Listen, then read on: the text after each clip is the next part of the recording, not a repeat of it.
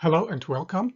This is Wilrens for Create a Learning Site, the place to go deeper in your understanding of the Bible. The key to understand the Gospel of John is not Bible study, but Bible meditation. At least for me, it turned out to be that way.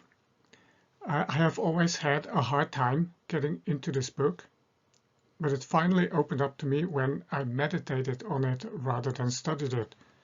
And therefore, after 3 long and studious issues looking at the atonement, I now shift to something entirely different. This recording and the next deals with John and with the practice of Bible meditation. As such, it is the fruit of our pilgrimage in Italy last year. And so I start with that story of pilgrimage. Francesca and I had planned the pilgrimage a year in advance, 5 weeks in September and October 2020. It has been one of her dreams for a long time, and I figured, let's give this a try. Our original plan was to do the Camino Ignaciano in the north of Spain, a lesser-known pilgrim's way that commemorates Ignatius of Loyola, the founder of the Jesuit order who lived in the 16th century. And then came COVID-19.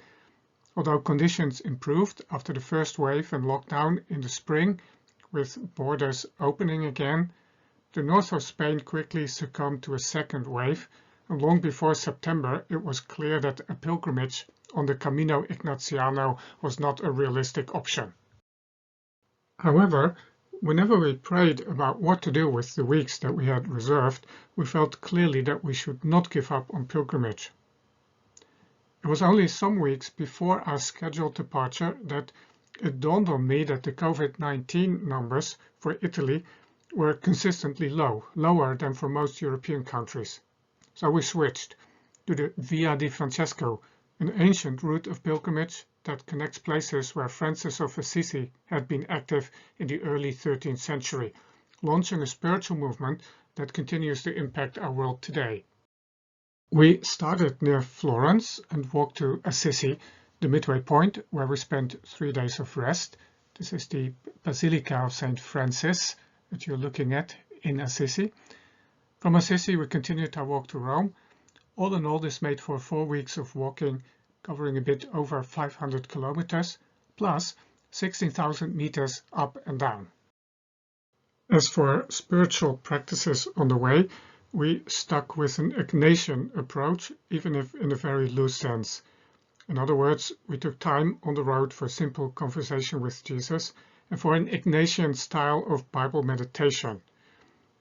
The latter concentrates on gospel stories and seeks to enter the story either by placing oneself in it as a spectator or by identifying with one or more of the characters involved, imagining that one witnesses the events from this perspective. In hindsight, it seems obvious to me that this is the way to tackle the Gospel of John. After all, John, as the last of the evangelists, had himself meditated long and deeply on Jesus, which is reflected in his writings. Meditating appears an appropriate way of access to the treasures stored in this last of the canonical Gospels. In what follows, I will first share an example of this kind of meditation, albeit one from a different Gospel, Mark chapter 2, where Jesus heals a paralytic, so that you get the idea. I will look at the events, including the combined perspective of several participants. Then I will share a few highlights from my initial musings on creation during the pilgrimage, which led me to Jesus and the Gospel of John. And then in the next issue, I will share some impressions from my pilgrimage in John. He was brought to Jesus by his friends, or perhaps relatives or neighbors. They must have picked up that Jesus was healing people. Here was a chance for their friend to get well. They had to seize the opportunity. They got excited, thinking about the possibility, and off they went. We are not told what the paralytic himself thought about it. He may well not have shared their excitement. If I were him, I'd be skeptical. Later in the story, we are told that Jesus saw their faith. Well, whose faith and how did he see it? It must refer to the faith of the four friends who show faith by going to great lengths to place the paralytic before Jesus. The paralytic himself is passive.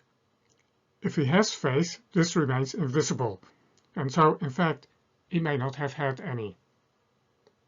Coming to the house where Jesus is, the four face a significant obstacle. The place where Jesus is teaching is so crowded that they cannot possibly get to him. They won't even make it to the door. Perhaps the paralytic is relieved at this, having had misgivings about the project from the start. But the four are not so easily stopped. They deliberate and come up with plan B. If they can get onto the roof and make an opening, they can lower their friend right in front of Jesus. And so, as Jesus is teaching, the roof opens up. Some dirt falls down, then a paralytic lying on the bed is let down. The disciples roll their eyes. They are annoyed at this interruption. How inappropriate! Jesus, I imagine, is amused. He likes what he sees. The paralytic, I suspect, feels uncomfortable. Suddenly he is the center of attention, precisely what he does not want. Then Jesus speaks. "My son, your sins are forgiven." The friends look at each other. They are not quite sure what to make of this. It is certainly not what they were expecting. Since it is Jesus saying it, these words must hit the nail on the head. This was the paralytic really needs more than healing. The paralytic feels like he is in heaven. He no longer notices what goes on around him. But the words of Jesus stir up controversy. A sharp intake of air. Some of the scribes that are present perch up, others frown or bend down. Did he really say that? Their body language must have been hard to miss. According to the text, Jesus perceives in his spirit what they are thinking, but he hardly needs supernatural gifts to know this. Jesus produces incontrovertible evidence that he is authorized to say what he said. The paralytic gets up and walks away. Seeing this, the crowd goes through the roof, so to say, but the scribes won't have it. Their map of truth is more important than reality. They are not open to consider ways in which Jesus may be in the right, ways in which there might be exceptions to their dogmas. From here on, they are on the lookout for error. Jesus provokes strong and opposite reactions. How do I respond when he challenges my boxes and pet convictions? This is one example of the kind of meditation that accompanied us on the Via di Francesco. It made the Gospel and Jesus come alive to me. I don't think the Gospel stories have ever felt this real to me. Often it felt like being there, traveling with Jesus and the disciples. However, my process of meditation started with reflections on creation and the nature around us. We were walking through the beautiful forests on the mountains east of Florence. It was mid-September and still hot. It stood out to me how the sun is the source of life, but that we are nevertheless not able to bear the sun's full brunt. We were grateful for the shade. It is similar with God. For our sake, he holds back and hides himself. We need shade. In a sense, creation is that shade. It is a shelter or cover that hides God from us and protects us from the intensity of direct and unsheltered revelation. If the forest is dense enough, we are not able to see the sun directly. We do see patches of sunlight on the ground and on the leaves. Likewise, we don't see God directly, but we do see signs of his existence, which includes the supernatural in form of miracles. Even on a cloudy day, when there are no patches of sunlight, it is still light. We therefore know that the sun exists. It is like this with God and creation. Creation hides and protects us from the full impact of God's glory, and simultaneously, through its existence, shows that God also exists. God hides behind the screen of creation and at the same time reveals himself through it. Those first few days of pilgrimage, it felt to me as if God were constantly asking, "Can you see me?" Even the rocks and stones under our feet that hold us and provide a place to stand or a path to walk hide God and simultaneously reveal him, whispering, "Can you see him? Can you see him? He made us so you can walk." So how are God and his glory revealed? At this point of our pilgrimage, I recognized three levels. First, there is direct revelation of God. This is a rare event. Moses and Elijah experienced it at Mount Horeb. Ezekiel, Isaiah, Daniel, and John saw God's glory in prophetic vision. That's about it. 2. There's signs and wonders, including extraordinary timing and cases of striking coincidence. These are like patches of sunlight on the forest floor and in the trees. They are the most direct evidence of God's existence and revelations of his glory apart from the previous category. And then third, there's creation, which is much less direct and hides at least as much as it reveals.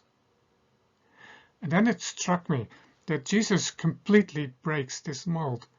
He functions on each level to reveal God's glory. Obviously, he performed signs and miracles, level 2. He became human and therefore part of this creation, level 3. But he continued to be God, so much so that he could say, "Whoever has seen me has seen the Father." He is the direct revelation of God, level 1. But how can this be? How does Jesus reveal God and his glory directly? We often associate glory with light, majesty, and radiance, but with one exception, Jesus did not radiate any light. And likewise, with one exception, he did not knock people over, the way God's glory sometimes did in the Old Testament. So what is the glory that Jesus makes known?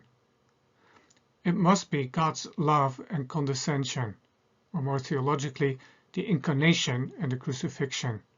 Through Jesus, God came down to our level. He communicated in a form that we can grasp and that we can bear, the light trimmed down to such a level that it does not blind or destroy us. And through the cross, he demonstrated the extent of his love. If we want to know God, we have to turn to Jesus, who makes him known.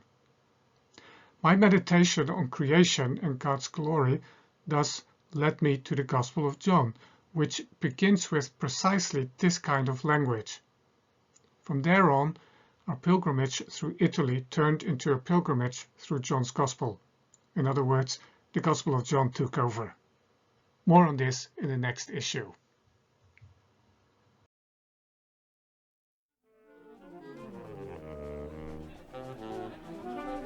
The show will be starting in just a few moments. Thank you for your patience.